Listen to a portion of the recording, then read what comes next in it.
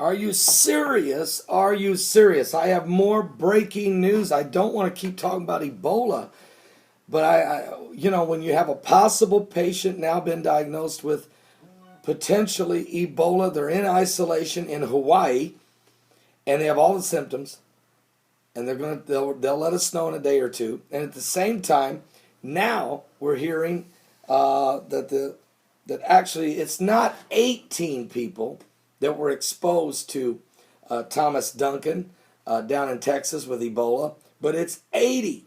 I want to thank Rosemary of North Carolina, and I want to thank Michael Benghazi of Florida, both of you, for these reports. The Dallas Ebola patient had come in contact with as many as 80 people, according to Texas health officials. They told NBC News. The figure is significantly higher than initially thought. And do you remember when I talked about it? I said this guy had to went into the emergency room, how many people were sitting there, who was on the plane with him. Even if you don't want to count the people on the plane, even if you don't want to count the airport, just count the hospital emergency room and sign the thing. And he signs it with the pen's on the string on the clipboard, hands it to the lady at there. She deals with every patient that comes in the rest of the day. He goes he gets looked at. They send him away. He's still throwing up. He's sick 2 more days. Now he's puking outside of his apartment in the grass as they're loading him. It's a violent scene of literally regurgitation. What? I think it's higher than 80, but we'll go with they've now at least moved it from 18 to 80. In addition to this new figure, Texas officials issued an order last night for 4 family members of the patient to stay home as a precautionary measure. They are legally required to follow the precautions until at least October 19th. Are they being indefinitely detained? Even though it's in their home, this is a direct order and I wonder whose authority is now over them. Who's in authority? Is it Governor Perry? Does he have the authority over those 4 people? I'm just asking us not to be critical, just wondering. Or is this an order by the CDC? And does the CDC have a legal authority over you? Under the Obamacare bill and Homeland Security, how does this work? Leave the comments below. Anyway, they have been ordered by somebody to stay home until October 19th, by which time the incubation period of the disease will have passed.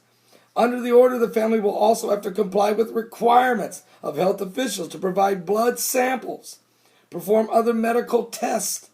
According to the health officials, the incubation period is 2 to 21 days, and people are not infectious until they develop symptoms. But are we sure of that? So we were told it was by contact only. Now the CDC has increased it to droplets, coughing, sneezing droplets. And the droplets lands on a surface, so then you can touch the surface. My question is, aren't you sure? Are you positive this thing isn't airborne? Why is everybody wearing hazmat suits for airborne diseases?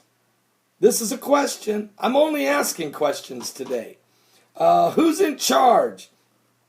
Now, the first patient is Thomas Duncan. He's 42 years old. He is in the hospital, and he went there on the 24th. They turned him away. He was sick with a high fever and vomiting. Came back on the 26th in extreme, serious condition in isolation there at Texas Health Presbyterian Hospital in Dallas, Texas. Now, 80 people have been identified, have been in contact with him. 4 are in some type of protected quarantine in their home under strict blood testing, and they've been ordered to stay in the house. Who's in charge of them is a question I'm only asking because as this thing gets uglier, who has the authority to detain whoever where? Who has this power? Is this the Homeland Security? Is this the under executive order? I just would like to know because I don't know. Is it the World Health Organization? Do they supersede the CDC? I don't know the answers. And I think the public is going to have to know because when people start ordering you, you're going to say, who's ordering me? Governor Perry, President Obama, the CDC, the World Health Organization, local officials? I don't know. I really don't know. Now, I have another report here. It does say we have tried and true protocols to protect the public and stop the spread of this disease, says Dr. David Lackey of Texas Health Commissioner.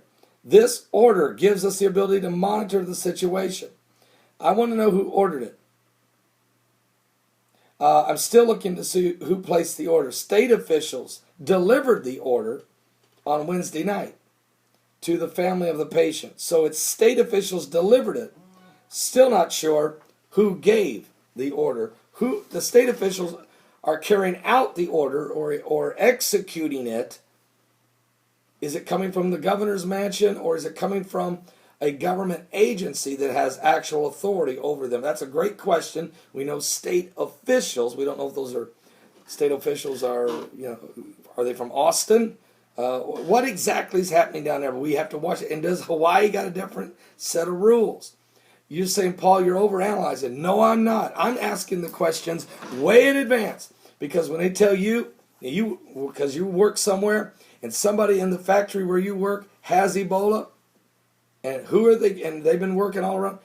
Who makes the decision to send everybody home from a facility, let's say, of 60 people? Who orders? Who has the authority to make that order that would drastically change your lives? Who's going to pay your paycheck while you're sitting there, even if you're not even exposed? This is a great question. We have to have this answer. If you don't think this thing is serious, you watch and see what I'm telling you. The Department of Homeland Security does not have 5 billion bullets for no reason. I don't know if this is under them or not. The Secret Service is under Homeland Security. You see what kind of mess that is. Anybody can jump the fence and run the White House. So it's just a question. Who's in charge? I'm praying that none of these 80 people get Ebola, and that this thing stops. But we got to stop it at the source, which is still in West Africa, and it's completely out of control. They're telling you they don't have even running water. They don't have enough supplies, and everybody's holding meetings and congressional hearings. But folks, congressional hearings don't get the job done. Church, pray, would you please? Because we're living in perilous times. Jesus said these words, and then I'll let you go. They ask him, what are the signs of thy coming and the end of the world? Jesus answered, said unto them, take heed that no man deceive you. For many shall come in my name, saying, I am Christ, and shall deceive many. Ye shall hear of wars and rumors of wars. See that you be not troubled, for all these things must come to pass, but the end is not yet. For nation shall rise against nation, kingdom against kingdom, and there shall be famines and pestilences, or diseases, or plagues, and earthquakes in divers places, and all of these are the beginning of sorrows. Then shall they deliver you up to be afflicted, and shall kill you, and ye shall be hated of all nations for my name's sake. And then shall many be offended, and shall betray one another, and many false prophets shall rise, and shall deceive many. And because iniquity shall abound, the love of many shall wax cold. But he that endure unto the end, the same shall be saved. And this gospel of the kingdom shall be preached into all the world for a witness unto all nations, and then shall the end come. That's exactly what I'm doing, preaching this gospel, the gospel of the second coming of Christ. He's coming for the bride. Are you ready?